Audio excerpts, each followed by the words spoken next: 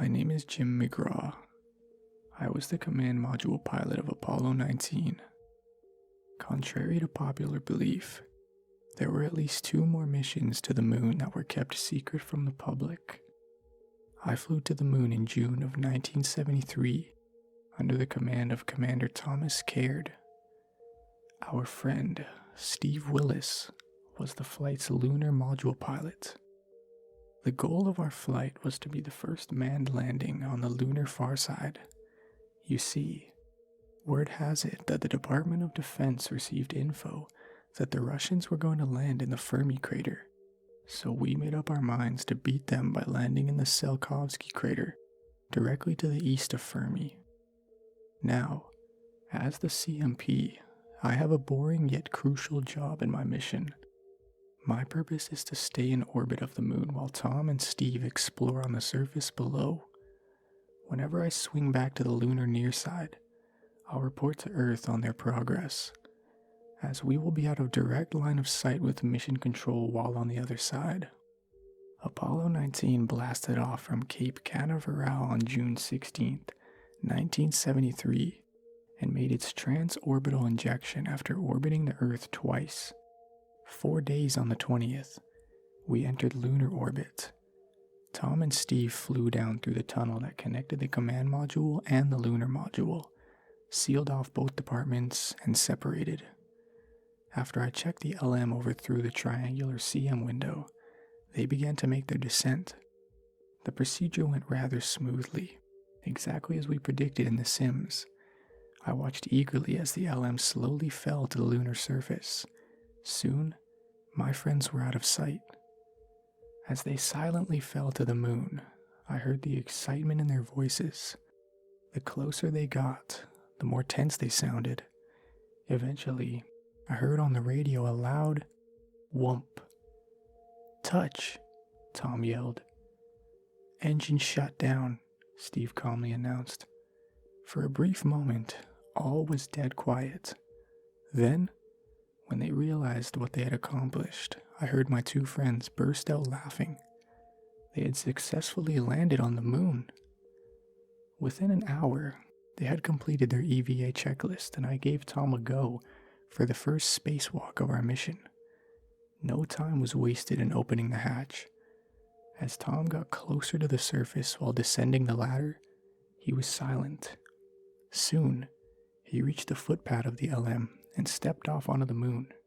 Still, no sound was uttered. No poetic phrase. Nothing. Anxiously, I awaited his report. Honestly, anything would have been fine to hear. Anything at all. Finally, Tom said my name. "Jim, do you copy?" "Yeah, Tom, what is it?"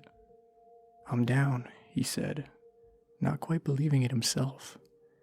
Wide-eyed, I stared at the last bit of Tsiolkovsky as it disappeared over the horizon. I laughed and clapped my hands. "Bravo, Tom. How's the weather down there?" He chuckled a bit. "Clear skies, no clouds, bright sunlight everywhere." Within 10 minutes, I passed back over to the near side, out of communication with Steve and Tom. Last report I heard, Steve was coming down the ladder and was going to do some exploring with Tom and the lunar rover. After the planting of the flag, of course. Within moments, I had re-established communication with Houston Mission Control and reported the progress of our mission thus far. Over the radio, I heard the thunderous claps of the 50 men monitoring our flight. Gus, our mission's designated Capcom, congratulated me. "Be sure to tell us of what they find on your next swing around," Gus said to me. "That's about all I can do up here," I sighed. Seconds later, I flew from the near-side night into the bright daytime of Farside. "What's the word, guys?" I asked eagerly. There was nothing but silence for a few moments. Then, Steve said something.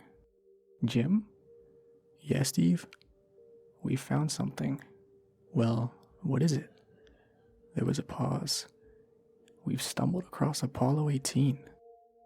Apollo 18, reported to have crash-landed back in February in the Tycho crater on the near side of the moon, With the loss of its CMDR and LMP, the CMP attempted to return to Earth, but the heat shield separated upon re-entry. If the LM had crashed on the other side, what was it doing here in Tsiolkovsky? You guys sure it's 18? Pretty damn sure. We went in to examine. Inside, I cried. You mean it isn't crashed? It came down intact? Perfectly fine, but the 2 pilots are missing. Their rover tracks lead somewhere deep into the crater. I think we'll follow them, Tom said. It took me a while to process this bombshell. When my craft returned to the near side, I didn't know how to explain this find to Houston. What's the news from Tom and Steve? Gus asked. After contemplating what to say, I finally decided to be truthful. They found 18. Silence greeted this. A while later he came back on. You're serious? Oh, come on, Gus. Don't play games with me.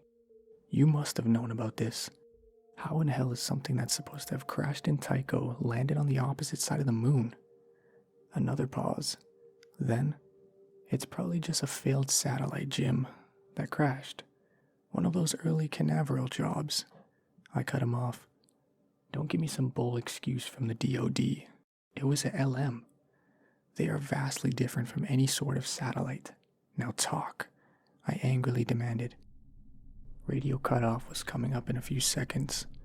Right before I lost communication, Gus mumbled, I don't know what to tell you, Jim. Daylight flooded the capsule as I drifted back to the Farside. Tom, Steve, what's your status? Over. I said into the mic, obviously irritated. Listen, was all Tom replied. What? He's right, Jim, Steve intervened. Listen to the radio. Deciding to play along, I stopped talking and pressed my ear to the circular speaker on the control panel. That's when I first heard it. There was an absence of static, replaced by a nearly inaudible whisper, along with some sort of mixture of sounds, ranging from clicking to crushing to smacking. The whisper portion of the sound hybrid was indecipherable in what it was trying to say.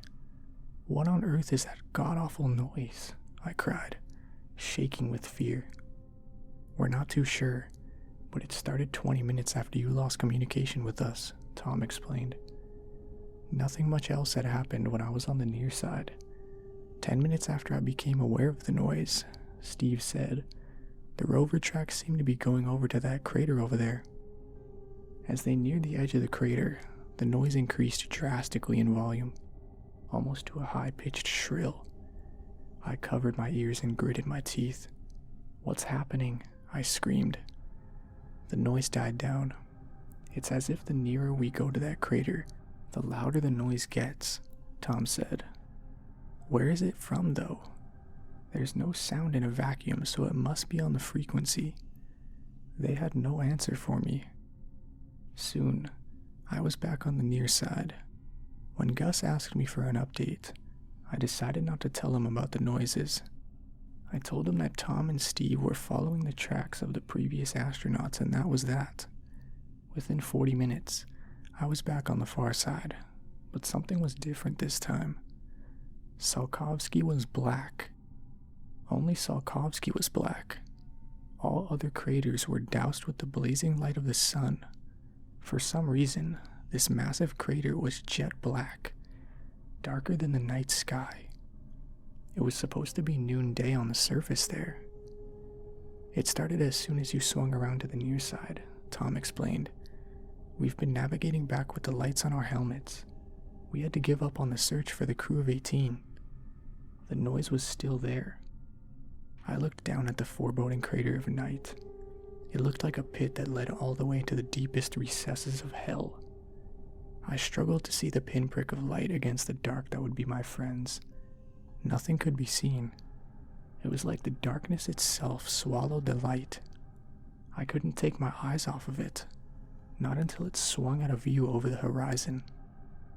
What's your status, 19? Gus asked. Tsiolkovsky is enshrouded in darkness, I said matter-of-factly. Why? The telltale pause was back, then the bull excuse. Maybe it's some sort of light phenomenon, like how the poles on Earth experience night for 6 months. I switched off the radio. Not long later, I was back on the far side. As soon as I entered range of communication with the ground crew, I heard heavy panting, as if somebody was running frantically. Something was definitely not right. "Tom, Steve, what's the matter?" I yelled into the mic. "Tom is dead," Steve cried between gasps. "They got him." "They?" I screamed in terror. "Who are they?" "Things. Beings. 8 feet high. They're blacker than the night enshrouding me. These things rise up from the dust. They flipped the rover and got Tom." "Rise up from the dust?" "Ascending from the ground to kill us. I'm on my way to 18's LM. I'm a quarter of a mile away. I may make it." "You're not making any sense." I was crying by this point from confusion and fear. "What are they?" Before Steve had a chance to answer, he was screaming.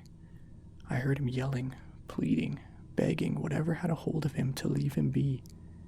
I listened as the thing tore his suit to shreds. As oxygen escaped, I could discern some sort of sickening crack, as well as the sound of ripping flesh. The last thing that came in from Steve was his last convulsive sob, followed by a pop. Then it was over. I suddenly heard the strange noise, louder than ever, blaring through the radio. Instantly I switched it off, but the noise continued. I covered my ears until I was back on the near side where it ceased. Switching the radio back on, I screamed at Gus. "They're dead. Tom and Steve have died." Steve said some sort of things rose up from the dust to kill them. What were they? This time, Gus replied. All he said was, "It's happening again." After that, there was static. Mission Control ended contact with me. Then I realized they were going to leave me in orbit to die. That's probably what happened to 18's CMP. Either that, or they gave him the wrong re-entry coordinates, causing him to burn up on purpose. They didn't want word to get out about what's happening on the moon.